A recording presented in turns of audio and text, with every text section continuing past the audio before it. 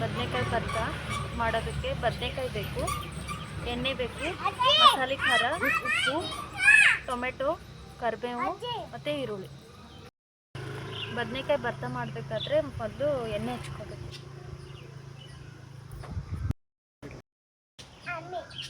ಮಧ್ಯದಲ್ಲಿ ಒಂದು ಈ ಥರ ಕಟ್ ಮಾಡಬೇಕು, ಅಂದರೆ ಚೆನ್ನಾಗಿ ಬೇಯುತ್ತೆ ಒಳಗಡೆಗೆಲ್ಲ.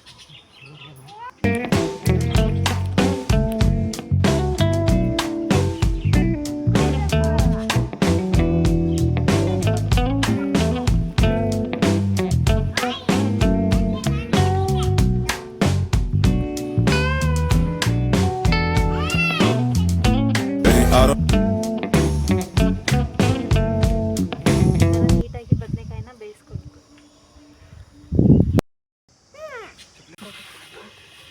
ತುದಿಯನ್ನ ಈ ಥರ ಕಟ್ ಮಾಡ್ಕೋಬೇಕು.